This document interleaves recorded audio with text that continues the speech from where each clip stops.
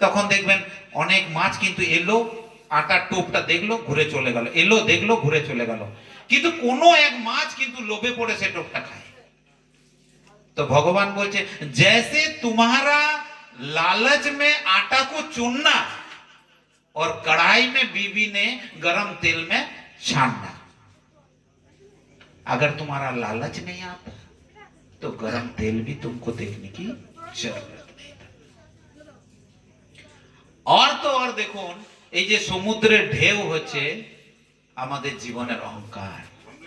সমুদ্রের ঢেউ যখন উপরে ওঠে না, তখন ঢেউয়ের ওই জল ভাবে আমি বোধহয় সমুদ্র থেকে অনেক উঁচু।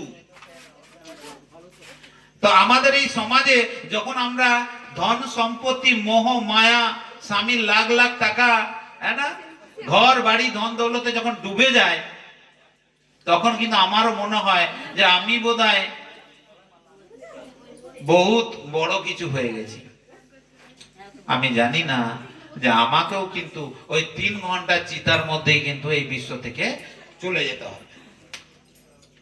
এই যে সমুদ্রের ঢেউ কিছুক্ষণের জন্য অহংকার উপরে উছলছে, আবার কিছুক্ষণ পর জলে মিশিয়ে যাচ্ছে।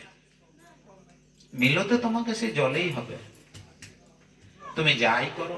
তুমি প্রধানমন্ত্রী হলেও মিলতে হবে, আর তুমি রাস্তার ভিখারি হলেও তোমাকে মিলতে হবে। এই থেকে আজ পর্যন্ত কেউ, মাতাজি আপনি আজকে এই সময়ে সংকল্প নেন যে আজ থেকে এক ফোঁটা জল যে গেছে সে আমার নয়। আপনি ভেবে ফেলেছেন আমার। আপনি যদি যাত্রায় রিহার্সাল করে, এবার রিহার্সালে আমি যাত্রায় ফিমেলের সঙ্গে রোল করলাম, ফিমেলকে বলবো চলো তুমি আমার ঘর চলো, আমার সঙ্গে ঘর করবে? তাহলে এই পৃথিবীটা হচ্ছে রঙ্গমঞ্চ। ও যেরকম আসবে না নিজের ঘর যাবে, সেরকম আপনার যে যুগল যে স্বামী ছিলেন উনি ওনার ঘর গেছেন, আপনি আপনার ঘর গেছেন। সে ঘর ওই একটাই। এখানটা আপনাকে ওই যাত্রার স্টেজের মতো পাঠ বাজাতে দিয়েছিল, কারোর মা, কারোর স্ত্রী, কারোর বোন, কারোর ভাই রূপে আমরা পাঠ বাজাচ্ছি। এই ভগবত কথা শোনার পর কারোর চোখ থেকে একটুকু জল পড়বে না। কার জন্য পড়বে জানেন? আপনার ওই স্বামীর আত্মাটার জন্য নয়, পড়বে আপনার পরমাত্মার জন্য। যে হে পরমাত্মা, তোমার কি রচনা। আমি তোমাকে না চিনে এই জগৎ সংসারে এসে কিছুক্ষণ নাটক করতে করতে আমি ওই ফিমেলের প্রেমে পড়ে গেছি। হায়রে দুর্ভাগা মা, ফিমেল ফিমেলের ঘর যাবে, যারা কো একটা তারা নিজের নিজের ঘর যাবে, আমি আমার ঘর যাব।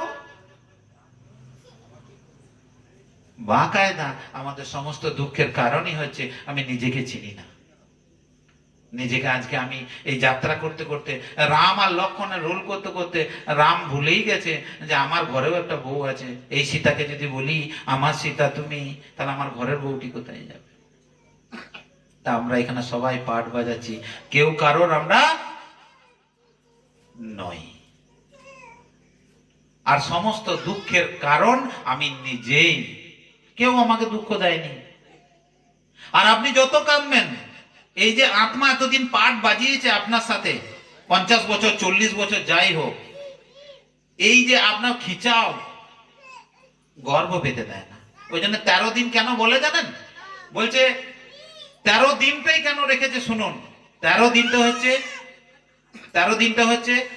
9 দিন 10 দিন 11 दिन 12 दिन 13 ते मुक्ति। 13 मतलब जो मेरा था मेरा नहीं है, वो 13 परमात्मा का है, भगवान का है। जब भगवान का हो जाता है तब मुक्त हो जाता है। और आमी बोले আমার ধরে রাখলে বন্ধন আছে। আমাদের শরীরের সাথে শরীরে যখন ঠাকুরের সাথে যখন শারদা মায়ের যখন বিবাহ হয়, তখন ঠাকুর শারদা মাকে কি বলছে জানেন? বলছে তোমার সাথে আমার শরীরের বিবাহ হয়নি, তোমার সাথে আমার আত্মার বিবাহ হয়েছে। আত্মার সাথে আত্মার বিবাহ হলে মা কালী রূপে ভগবানের জন্ম। শরীরের সাথে শরীরের বিবাহ হলে একটি শরীর উৎপন্ন হয়।